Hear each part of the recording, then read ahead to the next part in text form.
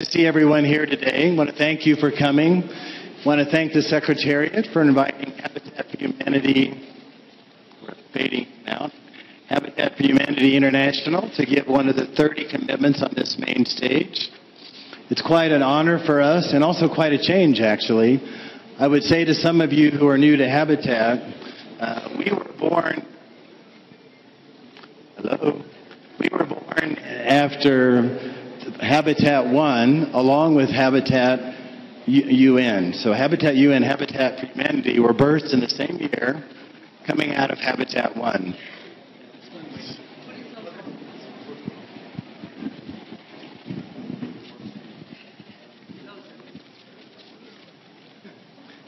Hello? Okay, sorry. So Habitat for Humanity International and Habitat UN were birthed in 1976, both coming out of the first UN Habitat Conference. In fact, Habitat for Humanity, we borrowed and leveraged the word habitat that came out of Habitat 1. Our founder liked the word habitat the way it was described in Habitat 1, inclusive, holistic, integrated. It wasn't about housing as a product. It was about housing as a platform for community development and everything that came with that. So we love that idea about habitat. And we combine that with a revolving fund, which we've always called the Fund for Humanity. It's a community-based revolving fund. And from the very beginning, Habitat for Humanity believed that what people needed was a hand up, not a handout. They needed capital, not charity. And that revolving fund was a way for that to happen. So we became Habitat for Humanity, in part thanks to what happened in Habitat 1. So thank you for that. In Habitat 2 in Istanbul, there were a handful of us who were in Istanbul in Habitat 2. How many people here were actually in Habitat 2? Very many? A few of you. Excellent.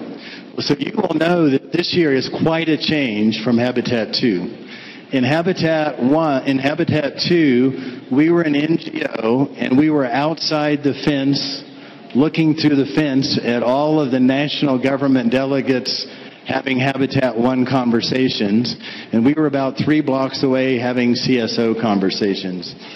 So congratulations to the Secretariat, because in Habitat 3, it's been fully integrated, very inclusive, and I think we've benefited by having that wider range of voices, and the new urban agenda reflects that. So again, thanks to the Secretariat for their effort in making it more inclusive. Just by one more minute of introducing Habitat for Humanity. Habitat for Humanity is a global federation. Since 1976, we've worked in over 100 countries. We're currently active in over 70 countries. Our federation is organized in what's known as a multi-local organization. That means that we share a common mission and vision, but we are governed locally by local national boards of directors. In 2016, in our fiscal year, we impacted over 1.8 million people in helping them to improve their housing conditions. So we are delighted to be here, and I am delighted to now introduce Jonathan Reckford, our CEO, who will actually present Habitat for Humanity's commitment to the new urban agenda. Jonathan?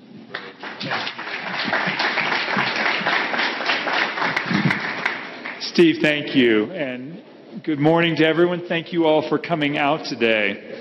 Habitat for Humanity believes that every person should have a decent place to live. And so we celebrate the new urban agenda, and particularly the new urban agenda talks about housing at the center of the city, both logistically and from a priority perspective. And we support the emphasis on adequate affordable housing, secure land tenure, and community-led development. Now, I know I'm preaching to the choir today, but collectively we have a challenge because too often housing is left off the agenda.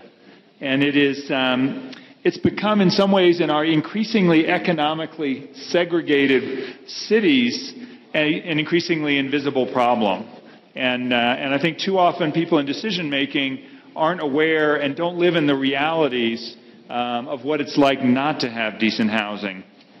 And we've seen over the decades with Habitat how safe, decent, and adequate housing is intricately connected to health outcomes, to education outcomes, and to livelihood outcomes. So housing certainly isn't the only need, but in many ways it's a prerequisite for the social outcomes we look for in our cities. Habitat's strategic plan calls for us to help 40 million people access new or improved housing by 2020. And if we project those out through the life of the New Urban Agenda, we project that we can help over 200 million people improve their housing conditions by 2036. We're going to do that in a variety of ways, but today we want to focus on two major commitments: our Solid Ground advocacy campaign and the Terwilliger Center for Innovation in Shelter, which seeks to create new market development opportunities. And you're going to be hearing more about both of those in today's presentation. First, I just want to tell a story that illustrates housing's role in holistic community development and how important it is. A few years ago, I had the privilege of visiting a community called Varjada in one of the poorest areas of Brazil. And the leaders in the community told me they were facing two major issues. The families lived in mud huts, which are a breeding ground for beetles that carry Chagas disease, which is both which passed on debilitating and often fatal illness for the families, so a significant health challenge. Habitat came together with the community, and the families built simple block homes that wiped out the environment for the kissing bugs that spread Chagas. So significant health piece. Second challenge the community faced was lack of access to water. And the women and girls were, as they do in so many places, traveling 6 kilometers each day over a big hill to fetch not very good water and bring it back. So exhausting and unproductive, which kept the girls from going to school and kept the women from more productive use of time. Habitat, in partnership with the Methodist Church, built large stone cisterns alongside every home and designed the roof systems of the houses to capture all the runoff in the very intense rainy season, which would provide enough fresh drinking water to carry the families through the dry season. So now the families have access to basic housing, the kissing bugs are gone, and with fresh water now the girls could go to school for the first time, and the women now got half a day back of their time all the way through the dry season. And they had embroidery skills, so we worked out a partnership with the Bank of Brazil and World Vision to start an embroidery cooperative, and we got them microfinance loans. So now the women had both socioeconomic empowerment and an additional source of income. Based on those commitments, the local government built the first clinic and school in the community. So Habitat's moved on, but starting with housing at the foundation, you've got a community that's healthier, better off financially, and better educated. And we see those same patterns be true all around the world. One of the giant challenges at the foundation of housing is the right to be able to stay on the land that one lives on. And you can imagine if you don't have title, and 75% of families don't have a legal title to the land on which they live. And even secure tenure, the right to the knowledge and the acknowledged right to stay on that land can make a huge difference in terms of a family's willingness to invest. So we know that if you're facing the potential for eviction, it doesn't make sense to invest in upgrading your housing. The inverse is true. With the knowledge that you have security of tenure, we see families then have a different outlook, but also physically improve their housing conditions because it's a worthwhile investment. Through our 3-year Solid Ground campaign, we will build the capacity of our advocacy network to improve access to land for shelter for 10 million people through policy and systems change. We'll do so by focusing on 4 key areas: secure tenure, gender equality, slum upgrading, and disaster resilience. We want to see a world where everyone has access to land for shelter, which is the foundation of a world where everyone has a decent place to live. Today, I'm also very excited that we're going to announce the launch of the Terwilliger Center for Innovation in Shelter.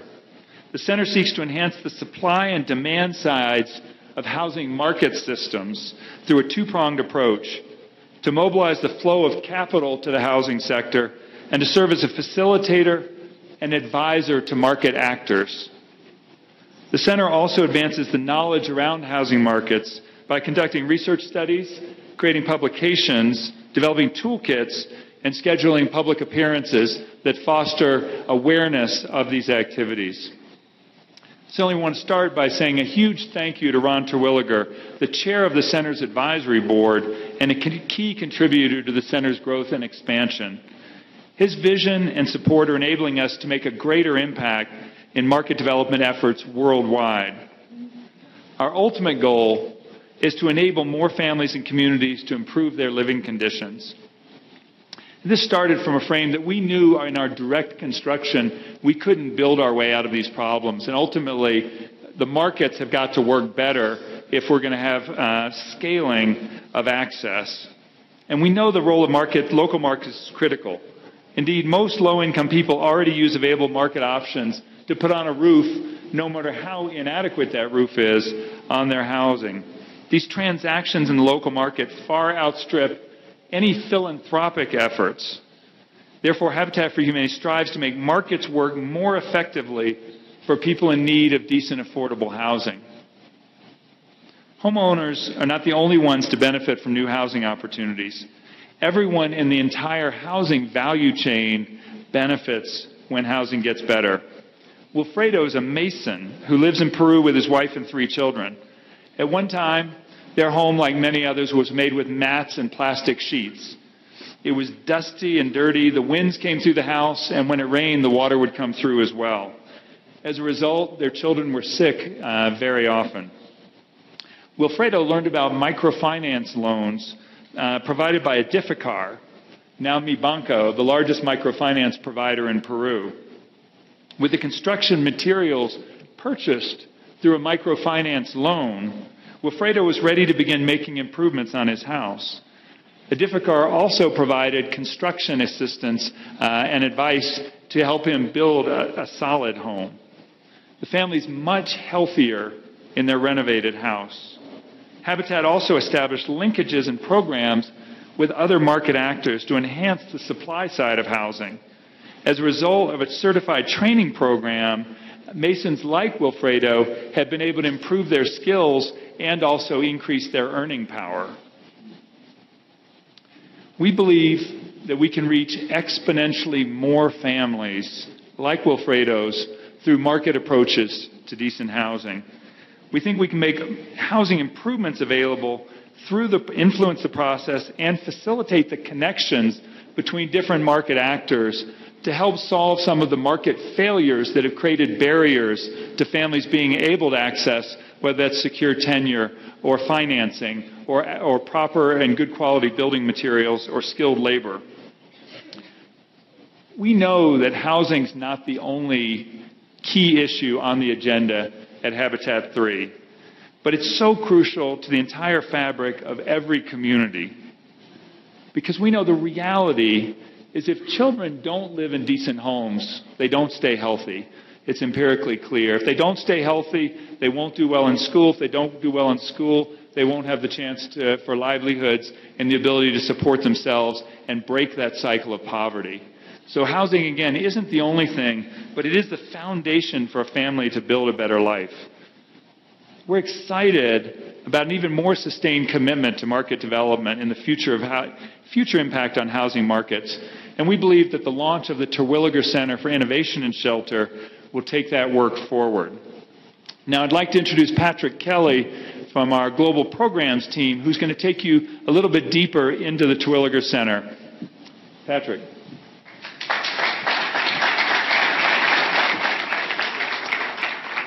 Thanks, Jonathan and Steve, for that introduction. And it's great to be with all of you today at Habitat 3. I love a conference that happens every 20 years. You do that. Who's here for the first time? And can we do that again? Who's here for the first time at Habitat 3? It's wonderful to see. It makes me feel young. So, again, today in many ways is the birthday for the Terwilliger Center, which is a sort of the beginning of a pretty ambitious plan by us at Habitat for Humanity to have an impact on 8 million households by 2020 through facilitating more effective housing value chains and housing market systems. What is worth pointing out is that that is not really a new idea for us as an organization. We actually have benefited from a lot of innovation in the field for many years, and a lot of those people are here today. But I do want to thank those people who have been working at the field level and really trying new things that spark market innovations and more systemic impact in their housing markets locally, because that is really what has opened the door for us to be able to have the credibility to take on these types of commitments. So tomorrow, a little bit of an advertisement. We are going to have a longer, more informal session at the Habitat for Humanity booth in the exhibition center. Many of those practitioners will be there, and we can talk about microinsurance for properties in Africa. We can talk about the construction value chain in India, microfinance in Africa. Just a lot of topics and a lot of expertise will be there. So do stop by. I've been told to tell people that food will be there. So, and that is at 11:30 at 11 in the Habitat for Humanity booth in the exhibition hall. So, Jonathan did mention the really most important activity at the Terwilliger Center, which is working through local indigenous market actors. That is where the action happens. And we have the pleasure of being here in Ecuador, where really one of our strongest partners, Banco de Miro, is right here. So we thought the best way to tell some of the Terwilliger story would be to have a little bit of the Banco de Miro story told. So here with us today we have Maria Morales, who leads our Terwilliger Center for Innovation and Shelter for Latin America. And she has worked quite closely with Stalin Jaramillo at Banco de Miro. And so they are going to go into an interview format to just talk about that program and that work. Okay? So I'll hand it over to Tere.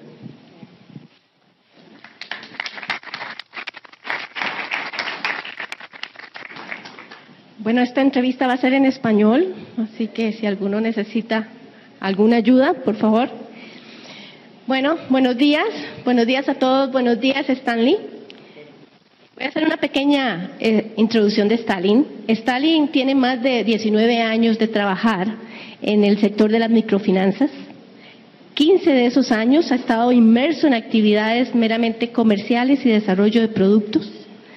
Ha trabajado con diferentes instituciones financieras en el país, como son Banco Solidario, Credife, Fundación Alternativa y ahora Banco de Miro. En la actualidad, Stalin es gerente o subgerente de desarrollo de productos y servicios financieros. Así que muchísimas gracias por estar aquí.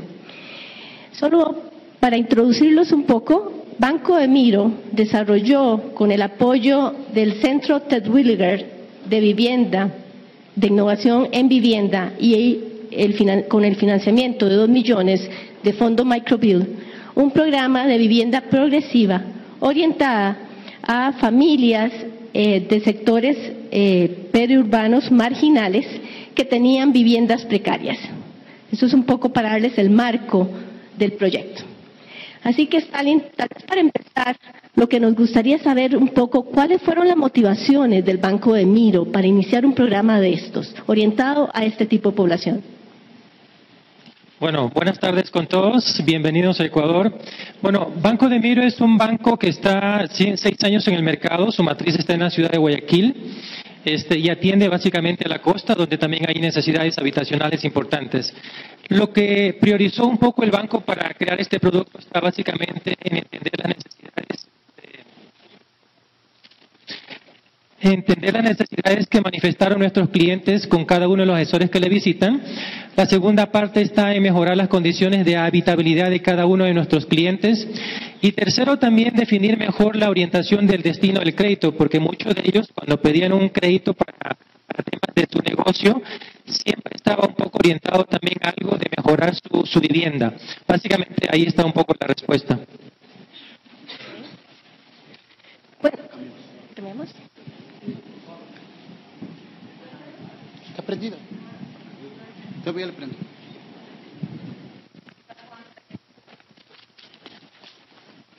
Ah, eso es. ¿Listo? ¿Listo? Perfecto. Cuéntanos cómo fue esa experiencia de desarrollo de producto e implementación del programa. Cuéntanos un poquito más. Bueno, con los compañeros de Habitat seguimos una ruta metodológica que implicaba primero el diseño del proyecto, luego la parte de la implementación y el monitoreo. Una de las cosas importantes... Vamos a ver. Sí, dos. Están mejores los nuevos. Bueno, problemas técnicos, aquí los resolvemos. ¿Aló? Sí. Listo, muy bien. Ok. Bueno, mencionaba que una de las cosas importantes es seguir la ruta metodológica que nos explicaron un poco los compañeros de Habitat. Seguimos una ruta del diseño, la implementación y luego el monitoreo. Una parte importante también en esta variable como una especie de valor agregado del producto que nosotros ahora entregamos a los clientes tiene que ver con el hecho de que el cliente cuando recibía un crédito básicamente productivo ya recibía una asesoría, pero ahora con el tema de un producto de vivienda de interés social esa asesoría se convierte un poco más práctica y el cliente la valora mucho. Excelente. ¿Cómo desarrollan esa asesoría técnica? ¿Podrías ampliar un poquito esa parte? Claro, bueno, en la parte de vivienda lo interesante es que nosotros logramos con el apoyo de Habitat diseñar unas cartillas que eran muy básicas y sencillas y en términos muy prácticos y entendibles para nuestros clientes en temas, por ejemplo, de seguridad en la construcción y de cómo poder buscar proveedores un poco más económicos para que ellos puedan comprar su mercadería o sus insumos para construir. Adicionalmente, nosotros logramos hacer junto con algunos albañiles en la zona donde viven nuestros clientes unos cursos de capacitación para que estos mismos albañiles puedan ofrecer sus servicios a los clientes que demandan los créditos para mejorar su vivienda. Listo. De todo este proceso, ¿podrías decirnos cuáles fueron las 2 lecciones aprendidas más importantes que todavía ustedes están utilizando hoy en día? Bueno, con el estudio de mercado nosotros valoramos el hecho de que el cliente cuando demanda un servicio financiero siempre de alguna forma también está preocupado de mejorar su calidad de vida. Entonces un aprendizaje importante es que el crédito para mejoramiento de vivienda fue un pretexto en realidad para que el cliente pueda tener mejores condiciones donde habita.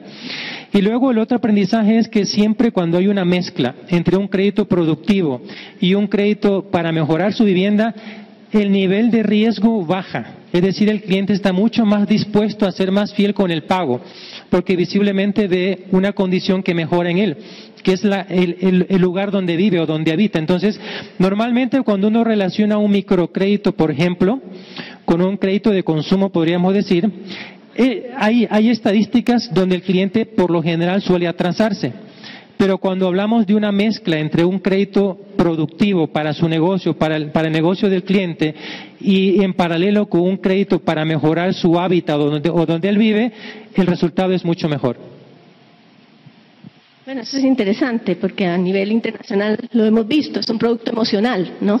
Un producto emocional. Y no podemos olvidar que estamos hablando de poblaciones que son perurbanas marginales, con bajos ingresos, ¿no?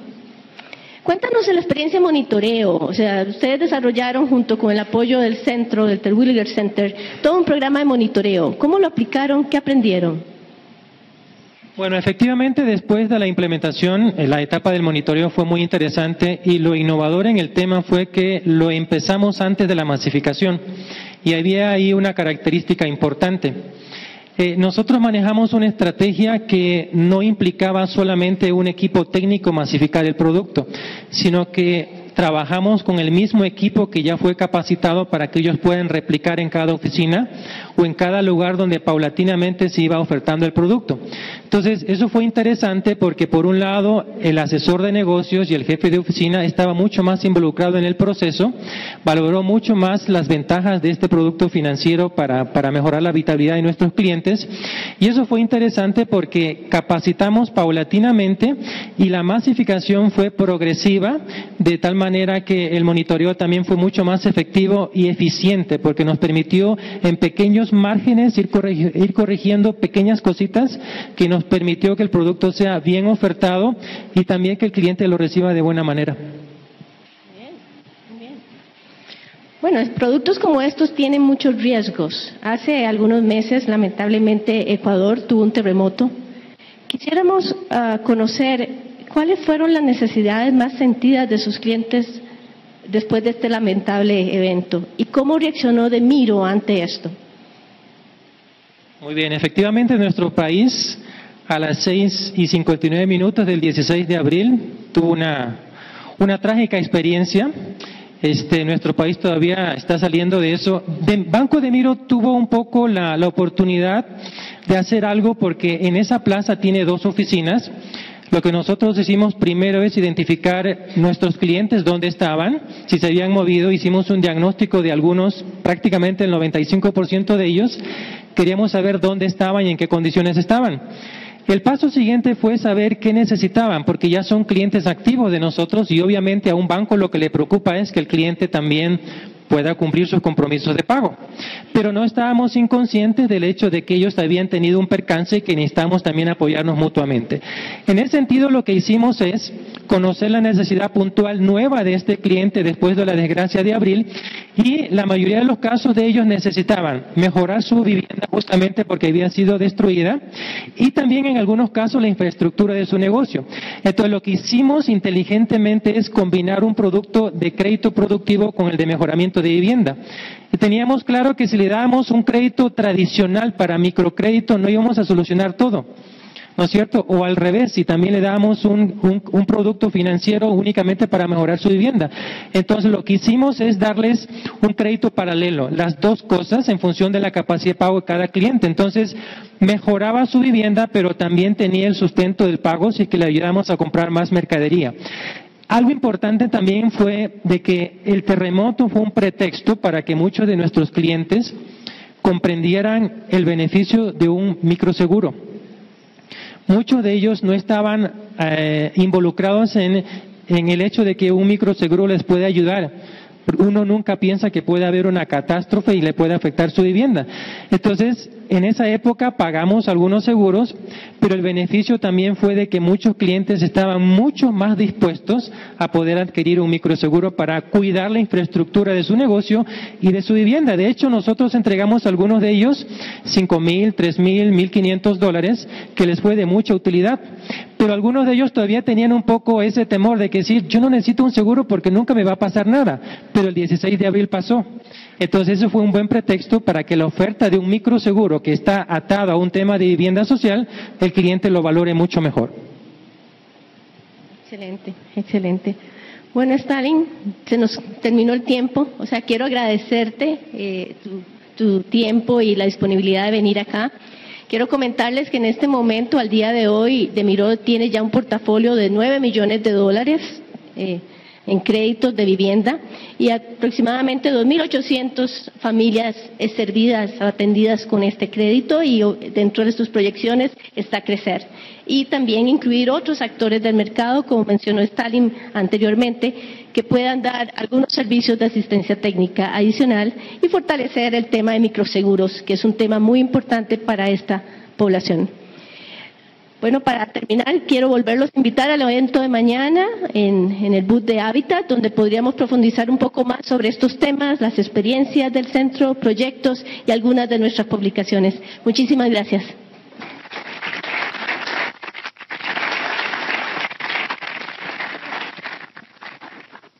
Thank you, Terry. Thank you so much. I'd now like to introduce Monica Ramirez, who is head of our Director of Housing and Human Settlements for Latin America and the Caribbean, to share more about Solid Ground and our advocacy strategy. Thank you, Jonathan. I would like to invite Alberto Benitez from our affiliate in Habitat Honduras. I have to speak in English and then in Spanish, okay? I will refer to you. Well, I'm very happy to deep a little bit more into what our Solid Ground campaign is about. We know and we are convinced that access to land lies at the heart of ending poverty. Without land, there can be no housing. And housing is the key to stability and opportunity for families. Land is the foundation of a decent home. And therefore, secure land tenure presents a substantial opportunity for the new urban agenda to help achieve secure rights to land and a myriad of other development goals. Unfortunately, and you know this, too many people worldwide lack the most basic physical, economic, and psychological security of adequate shelter. And the global need is far too big to build one house at a time. So we are really encouraged by the new urban agenda that promotes increased security of tenure for all. It is in the new urban agenda text, recognizing the plurality of tenure types, with particular attention to security of land tenure for women as a key to their empowerment, including through effective management mechanisms and administrative systems of land. So this last month of March, we launched the Solid Ground campaign, a 3-year campaign to improve access to land for shelter and for 10 million people, as Jonathan mentioned before. Already the campaign has been implemented in 27 countries around the world through our Habitat organizations, together with a diverse group of organizational partners.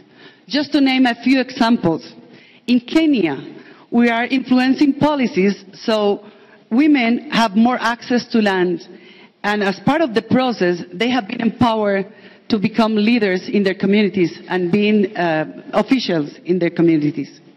In South Africa, we are working in slum upgrading programs and making sure that participation is mandatory in every process of slum upgrading.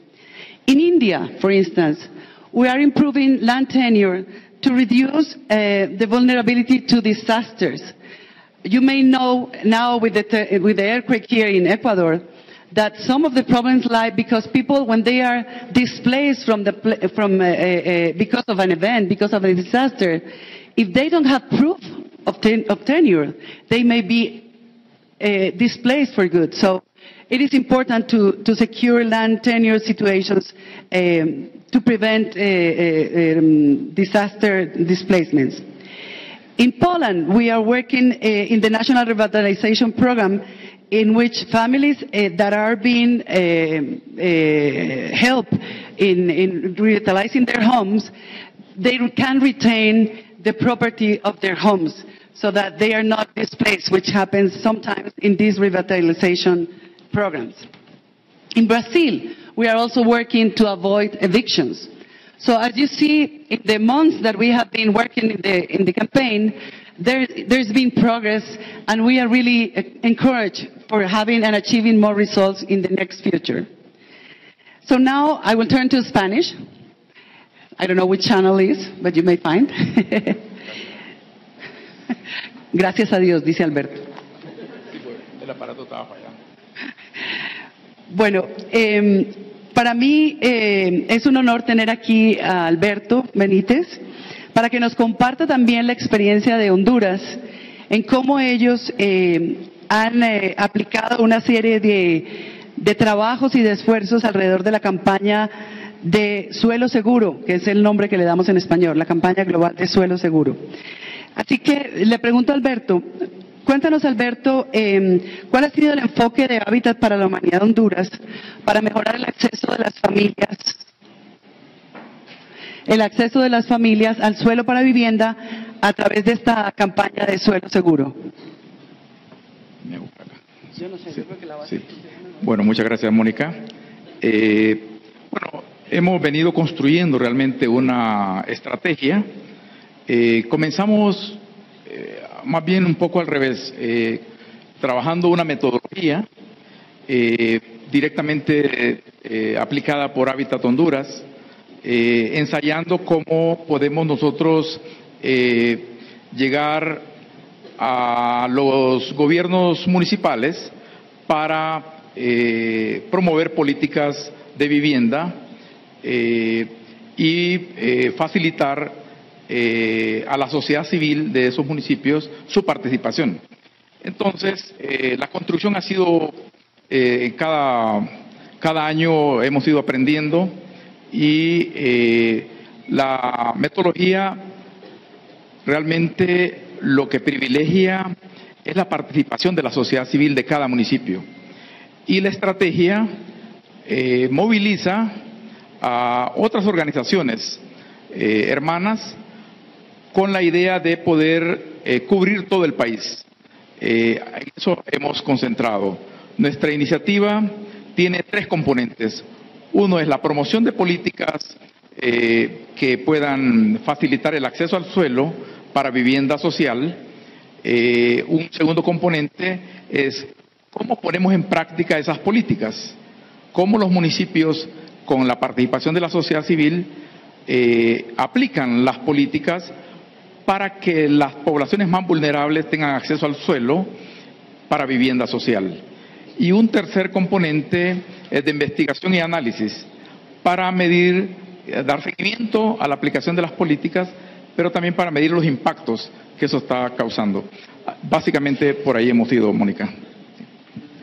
Gracias, Alberto. Justamente hablando de impactos, ¿nos puedes comentar algunos de los resultados que ya se están mostrando con estos esfuerzos que ustedes han hecho? Sí, con mucho gusto. Hemos venido promoviendo políticas, como decíamos, y hemos logrado llegar a 164 municipios en Honduras, de los 298 municipios que tiene el país. Es decir, que ya llegamos al 55% de los municipios de Honduras promoviendo las políticas. Y también en muchos de ellos ya aplicando las políticas. En el componente de investigación y análisis, hicimos ya un estudio y logramos llegar a 69 municipios con información, y en estos 69 municipios ya se habían invertido más de 27 millones de dólares para suelo, acceso a suelo, urbanización, vivienda nueva y mejoramiento de vivienda, y también acceso a servicios públicos. Es decir, que se ataca tanto el déficit cuantitativo como el déficit cualitativo de la vivienda en los municipios. Y se había llegado el 2015, este estudio lo hicimos en 2015, en todo el año, se había llegado a más de 72.700 familias con el impacto con estas políticas. Así que, y el 5.6% del presupuesto de los municipios ya estaba siendo orientado a atender la problemática de acceso a suelo y de vivienda en el país. Gracias, Alberto. ¿Nos puedes comentar cómo están haciendo que estos logros que ustedes están haciendo, caminando junto a la sociedad civil en cada municipio, cómo los están divulgando a nivel nacional? Cuéntanos un poco de los mecanismos que ustedes están buscando. Sí, muy bien. Hemos diseñado un foro nacional que va a ser el próximo viernes, el viernes 28 de octubre, en donde vamos a tener unas 250 personas, tanto de los gobiernos locales, de los gremios, de las organizaciones que nos dedicamos a vivienda en el país, de la academia, para presentar los resultados de un estudio que hemos hecho en el país sobre barreras de acceso al suelo y a la vivienda social en el país. Así que tenemos el estudio listo para divulgarlo al gobierno también, los gobiernos locales, el gobierno central. Va a haber representación del gobierno central para influir en las políticas públicas tanto a nivel central como a nivel local. Así que el foro está ya diseñado y promovido. ¿Están invitados al foro? Claro que sí. Sí, pueden ir a Honduras el próximo 28 de octubre en Tegucigalpa. Muchas gracias, Alberto. Yo quisiera complementar esta información sobre el caso de Honduras con los esfuerzos que estamos haciendo a nivel latinoamericano, que van pues más allá de Honduras y Brasil que mencionamos. Pero muy interesante, quería compartirles el esfuerzo de una plataforma digital que hemos creado que se llama suelourbano.org, en la cual es una plataforma colaborativa y abierta de conocimiento. La desarrollamos conjuntamente entre Hábitat para la Humanidad y la organización Slum Dwellers International bajo el contexto y el financiamiento de el GLTN, que es el Global Land Tenure Network, que tiene un clúster urbano, y conjuntamente con los esfuerzos de la campaña Suelo Seguro de Hábitat para la Humanidad. Allí ustedes van a poder encontrar cómo tenemos y estamos utilizando foros en línea, tenemos una biblioteca que se está alimentando con documentos y aprendizajes. Tenemos también lo que llamamos un marketplace, o sea, un lugar donde la gente pregunta cosas, busca cosas y otros están ofreciendo cosas en torno a cómo mejorar la gestión del suelo para asegurar la tenencia segura a las familias. Entonces, quiero invitarlos a que visiten esta página www.suelourbano.org y que usen esta herramienta que puede ser de mucho beneficio para toda América Latina. Por último, yo quisiera cerrar diciendo que para nosotros como Hábitat para la Humanidad, el ya tener estas campañas iniciadas y empujándose en 27 países en todo el mundo, está siendo también fuente de aprendizajes que podemos y queremos compartir con otros. Entonces, está creando oportunidades para transferir de un lado a otro. Por otra parte, pues queremos invitarlos también a que se nos unan en la campaña y a que mañana también la recepción no es solo del Centro Terwilliger, también queremos promover la campaña mañana en el booth y allí van a encontrar más información sobre nuestros socios, sobre cómo funciona la campaña, cómo pueden ustedes ser parte de ella. Así que los invitamos mañana a la recepción, pero muy importante, los invitamos a que en los próximos 3 años nos acompañen a mejorar el acceso a la vivienda segura a través de cambios relevantes en las políticas y a lograr que por lo menos 10 millones de personas más mejoren el acceso al suelo para una vivienda digna y adecuada. Muchas gracias.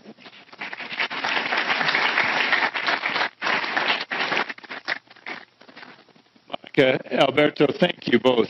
Hopefully between a specific example of what improving housing access to housing finance looks like, a specific example of real movement of partnership with municipalities to increase access to land. That gives you a little bit of a flavor of our 2 major commitments.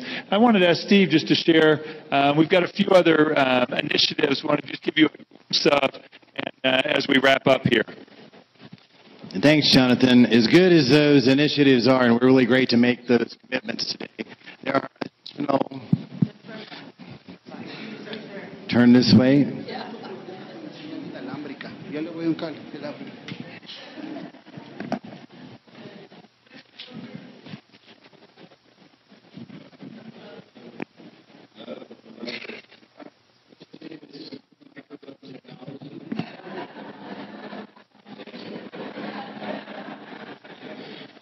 have 3 really exciting initiatives I want to share.